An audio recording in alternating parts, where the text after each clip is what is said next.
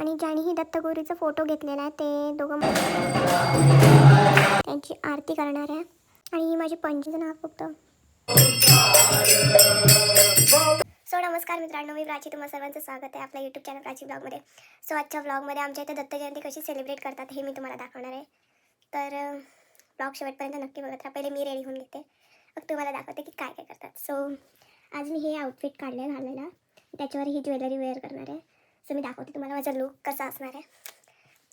So guys, मी fresh होऊन आलेली आहे आणि आता मी थोडंसं माझं स्किन केअर करणार आहे. सो तुम्ही बघू शकता माझा इट्स लुक. तो स्किन केअर करून मी तुम्हाला दाखवते पुढची व्हिडिओ. सो बेसिकली मी मम्मा अर्थचं beetroot hydra full light moisturizing cream use करते. सो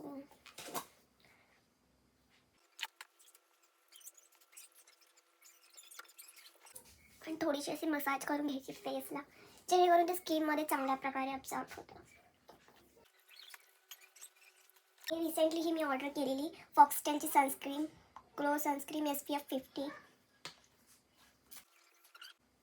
सनस्क्रीनमध्ये चिंगूसगिरी करायची नाही, जेवढी लावता येईल तेवढी लावायची, भरभरून लावायची.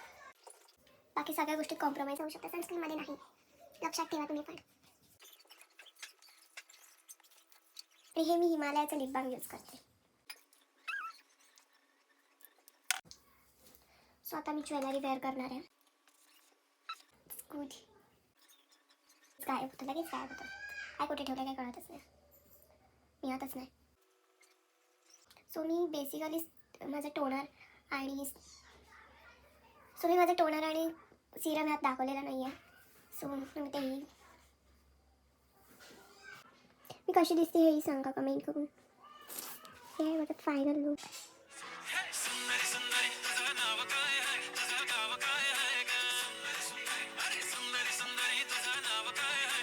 सो आता आपल्या आरशासमोर फ्लेक्स करून झालेला आणि आता आपण तयारीकडे जाऊयात. तयारी कुठवर आले हे बघूयात आणि मदती करूयात. सो गाईस, तिथे माझा व्हिडिओ करायला कोणी नव्हतं. सो मी स्वतःचे आणि स्वतः शूट करत होते. सो तुम्ही व्हिडिओ बघा पूर्ण नक्की. तर मी गेल्यानंतर इथे पहिले सुरुवातीला फुलांची रांगोळी काढायला घेतली. त्याचबरोबर माझ्या साईडला माझ्या आजोबा इथे पूजेची तयारी करत होते, नारळ वगैरे ठेवून तुम्ही बघू शकता. आणि त्यासोबतच बाजूला इकडे जेवणाची तयारी चालली होती. बटाट्याची भाजी, कांदा, टोमॅटो हे सगळं तुम्हाला दिसतच असेल. इकडच्या साईडला जेवण बनवतात, मस्त मस्त. या तुम्ही नक्की खायला. हे मी पानं सजवायला घेतलेलं आहे, जे की मला येत नाही, पण तरीही मी ट्राय केलं आणि ते खूप छान झालं होतं, बघू शकता तुम्ही. आणि मग त्यानंतर आमची देवळाकडे पालखी निघाली, जे की आम्ही भजन म्हणत देवळात गेलो. सो तुम्ही बघू शकता.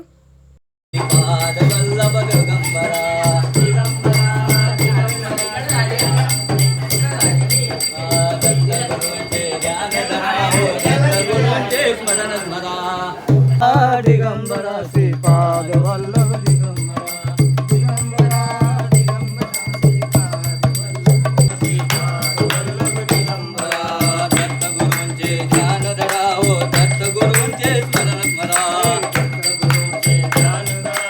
सो आता ही पालखी देवळाच्या दिशेने चाललेली आहे, तुम्ही बघू शकता.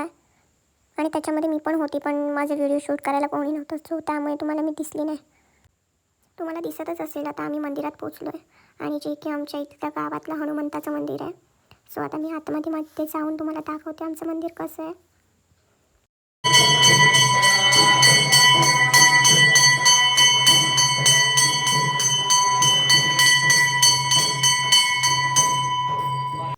आणि ज्यांनीही दत्तगुरूचा फोटो घेतलेला आहे ते दोघं माझ्या आजी आजोबा आहेत. तिथे जाऊन आम्ही पहिले समई लावली. त्यानंतर आजीने हनुमंताला कुंकू वगैरे वाहिला, हनुमंताच्या मूर्तीला हार चढवला, त्यानंतर अगरबत्ती लावल्या आणि भजन तर चालूच होतं.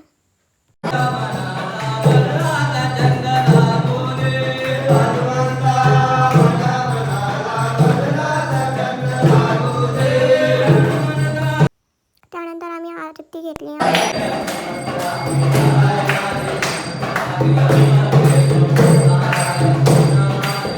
आणि मग तिथून निघालो.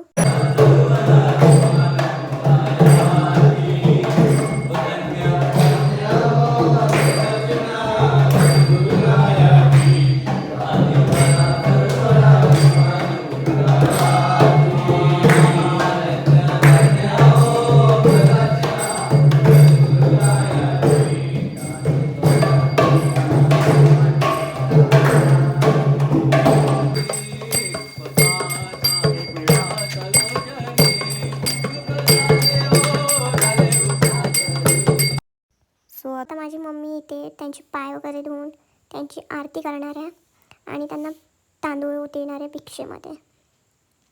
बघूयात पुढे काय काय होत आहे.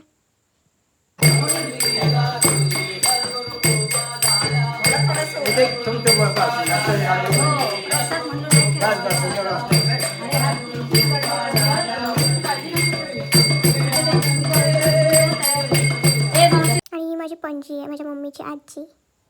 बघू शकता तुम्ही कशी हसतीये, कशी स्माइल करते गोड. सो इथे खूप छान वास येत होता म्हणून मी घरात येऊन बघितलं तर इकडे माझी मम्मी प्रसादाचा शिरा बनवते. त्याचा वास अख्खा घरभर पसरलेला आहे. तर ही आहे माझी मम्मी आणि ती इकडे प्रसादाचा शिरा बनवते. बघू शकताय तुम्ही. आमच्या गावात कोणताही कार्यक्रम असेल तर माझी मम्मीच प्रसाद बनवते. खूप छान बनवते.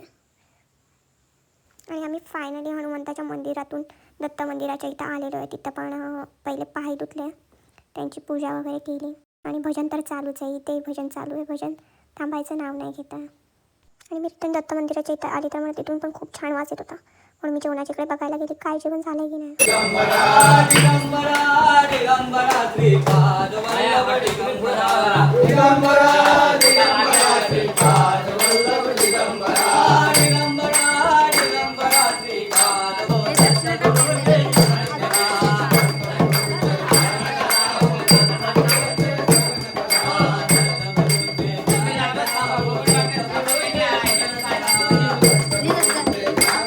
तर इथे माझे आजोबा पुस्तकाचं वाचन करतात.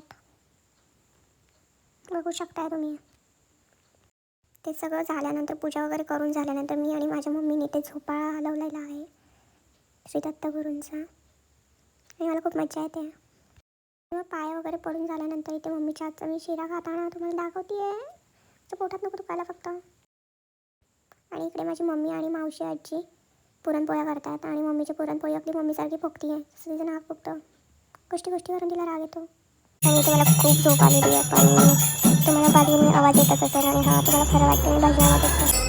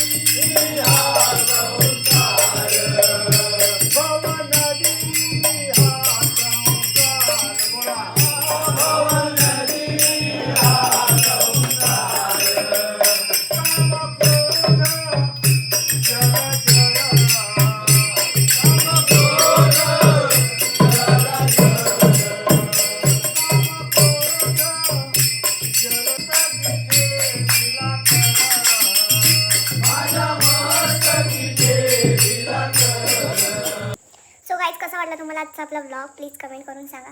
आणि असेच नवीन नवीन ब्लॉग पाहण्यासाठी आपल्या चॅनलला सबस्क्राईब करा. बेल आयकॉन क्लिक करायला विसरू नका जेणेकरून माझा व्हिडिओ तुम्हाला सर्वात आधी बघायला मिळेल.